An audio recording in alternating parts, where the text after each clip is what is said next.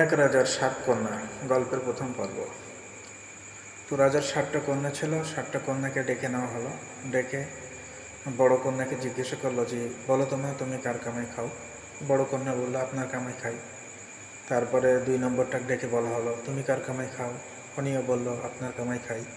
এরম করে 6 জনকে জিজ্ঞেস করা হলো। 6 জনেই তারা উত্তর দিল যে আপনার কামাই খায়। শেষ অবধি অবস্থা সব ছোটো যেটা 7 নম্বর যেটা তাকে জিজ্ঞাসা করা হলো, আর বললো যে আমি আল্লাহর কামাই খাই, অর্থাৎ সৃষ্টিকর্তার কামাই খাই, আমি অন্য কারো কামাই খাই না। রাজা একটু ক্ষেপে লাল হয়ে গেল। কি এত বড় কথা? তোমাকে এত বছর ধরে এই ছোটো থেকে বড় পর্যন্ত ভরণ পোষণ খাবার ইত্যাদি দিয়ে মানুষ করছি, আর তুমি নাকি আল্লাহর কামাই খাও? ঠিক আছে, সেটাই দেখবো তুমি কেমন আল্লাহর কামাই খাও। কাল সকালবেলা ঘুম থেকে ওঠার পর যার সঙ্গে দেখা হবে ঠিক তার সঙ্গেই তোমার বিয়ে দিব বলে সভা ভঙ্গ করলো। দিন পার হয়ে গেল, রাত্রি হলো। রাতের খাবার দেওয়ার পর তারা ঘুমিয়ে পড়ল। সকালবেলা রাজা ঘুম থেকে উঠে পানির বদনালে বের হয়েছে। ইতিমধ্যে কাঠুরা রাজার সামনে কাঠ নিয়ে এসে হাজির, কাঠ বেচবার আসবে রাজবাড়িতে আসছে। তো কাঠুরাকে রাজা বলল যে তুমি কাঠ নিয়ে এসছো, অপেক্ষা করো, আমি টয়লেট সেরে আসি, তোমার সাথে কথা আছে বলে তো কাঠুরা চলে গেল টয়লেটে। আর প্রহরীকে বলল যে প্রহরী লক্ষ্য রেখো কাঠুরা যেন কোথাও না যায়।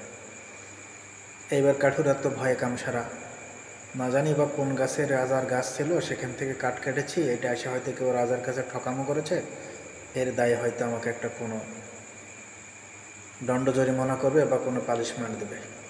এই তো সৃষ্টিকর্তার কাছে বা আল্লাহর কাছে খুব আল্লাহ বিল্লাহ করছে কাঠুরা।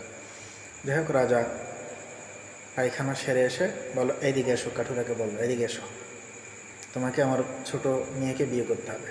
কাঠুরা বলল অসম্ভব, আমার স্ত্রী আছে, আমি তার খাবার জোগাতে পারি না, এই বন জঙ্গলে কাঠ টাট কাটে আপনার বাড়িতে এনে দিয়ে যা একটু টাকা পয়সা পাই তাই দিয়ে বাজার করে কোনো রকম আমার দিন পথ চলে, তোমার মেয়েকে আমি কি করে বিয়ে করবো আর তাকে ভাত দেবো কোত্থেকে?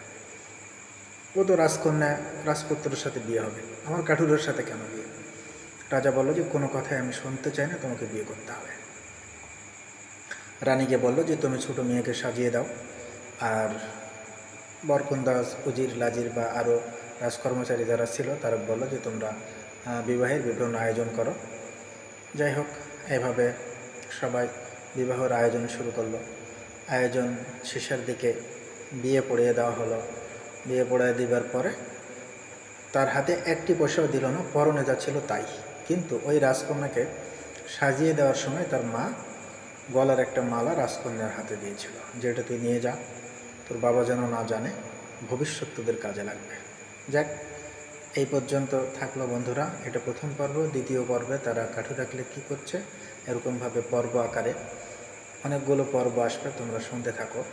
আর যারা এই গল্পটি ফেসবুকে দেখবেন তারা অবশ্যই শেয়ার করবেন, ফলো করবেন এবং কমেন্ট করে জানাবেন গল্পটি কেমন লাগছে।